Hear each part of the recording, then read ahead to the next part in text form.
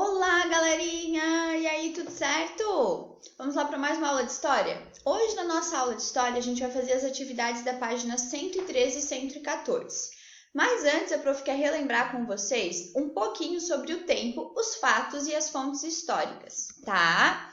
Lembra que na aula passada, tá? A gente aprendeu um pouquinho sobre como é importante a gente preservar as coisas do passado, tá? E como que a gente pode preservar isso, né? Proteger, né? Então, por exemplo, tem os monumentos, tem as estátuas, né? Não pichar, não pintar, não quebrar. Tem que proteger também, tem que ter muito cuidado quando a gente vai em museus, não tocar nas coisas que não pode, né?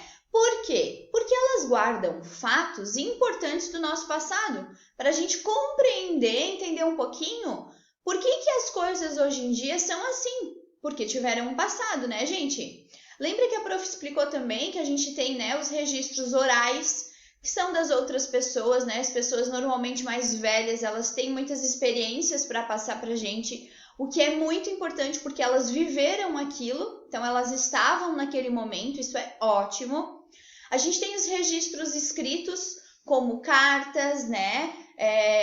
Bilhetes, documentos, que são muito importantes para a gente entender a história, tá? Lembra que, inclusive, a gente falou da carta de Pero Vaz de Caminha?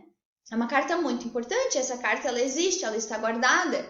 Então, como é que a gente sabe que essa carta ia existir? Porque as pessoas foram guardando ela. E a gente também tem os registros materiais, né? Então, por exemplo, as igrejas, os museus, os parques. A gente tem os naturais, né? Por exemplo, algumas praias, alguns pontos turísticos que também são importantes, né?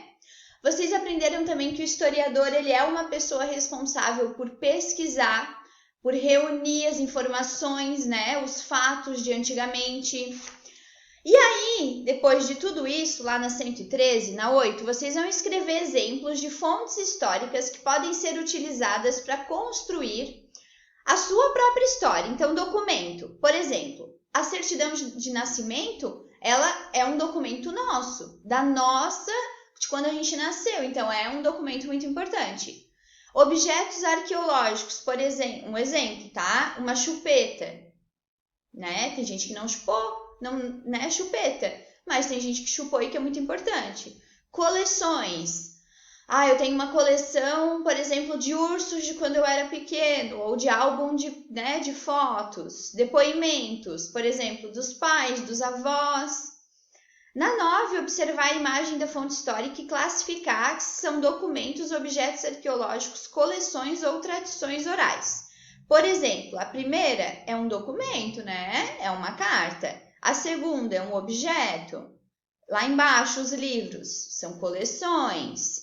E aquele menino com um avô, um pai, tradições orais, certo?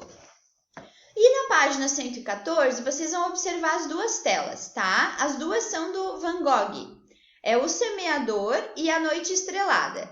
Qual o autor das duas telas? Fácil, né? Vincent Van Gogh. Qual a diferença do tempo entre as telas? A diferença do tempo, será que vocês sabem? Quero que vocês analisem, eu vou falar na nossa aula online qual é a diferença do tempo.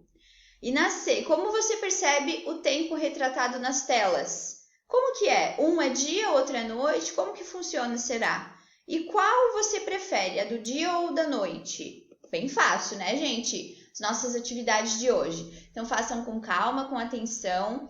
Lembrem-se que vocês são muito, muito, muito inteligentes e capazes, tá? Um beijão da prof e até mais!